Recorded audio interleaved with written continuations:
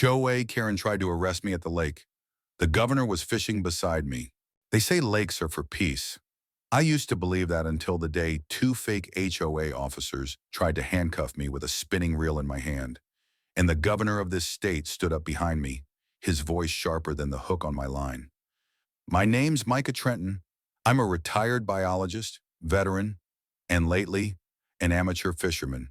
After 2 decades in Detroit, I moved to Fern Valley with my wife to retire in quiet.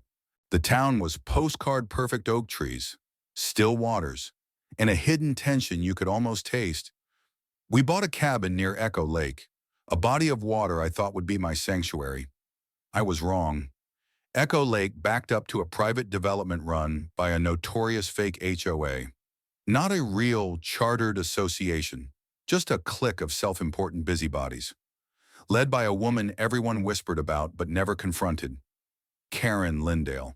Blonde bob, mirrored sunglasses, and a superiority complex as deep as the lake itself. She called herself president of the Echo Waters Association. No legal standing, no real power, but a dangerous ability to make people miserable. The first week I cast my line in, I got a notice taped to my car windshield: non-residents prohibited. HOA fines apply, except I was a resident, and there were no real fines. I ignored it. That was my first mistake. The second mistake coming back again after sunrise with my tackle box. That morning, I took my usual spot at the end of the pier. The fog was lifting. A few other locals nodded at me, including an older white man I'd seen several times before, always with a battered tackle box and a thermos. We never talked much beyond morning. I had no idea who he was, until the 2 officers in dark blue windbreakers approached. "You're not authorized to be here."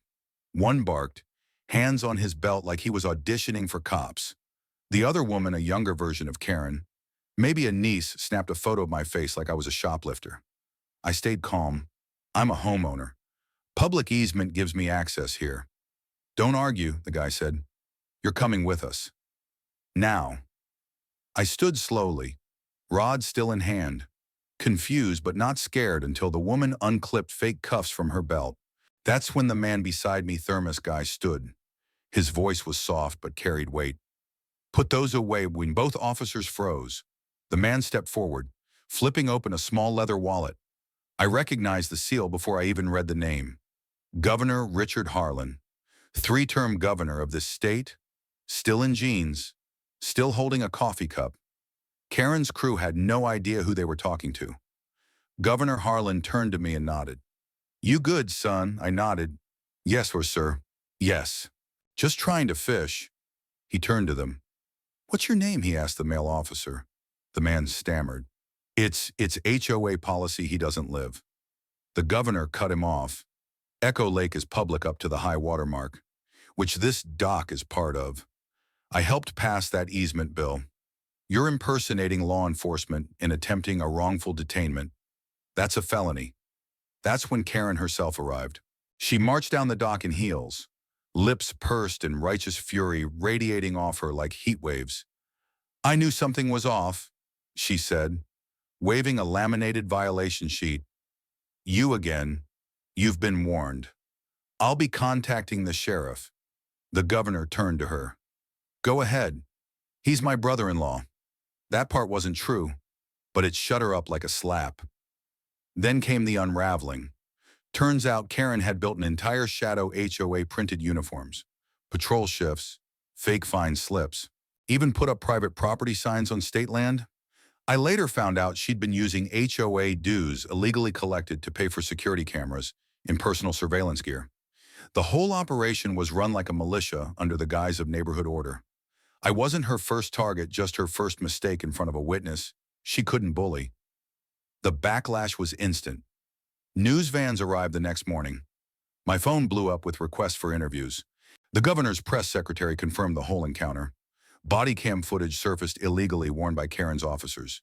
It showed her screaming, threatening to call ICE on another man fishing there the week before. I was asked to speak at a town hall. I didn't come here to fight. I said into the mic, but I won't let fear hide behind clipboards and fake rules.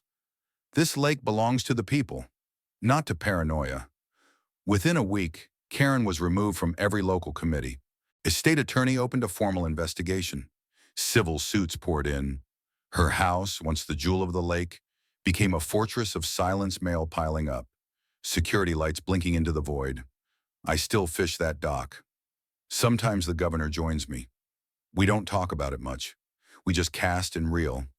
But every now and then, a kid or elder will pass by and say, "Thank you."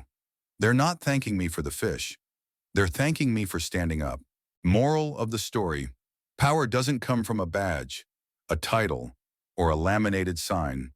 It comes from truth and those willing to speak it in public. The Renhern to Verena ones from the Secular End.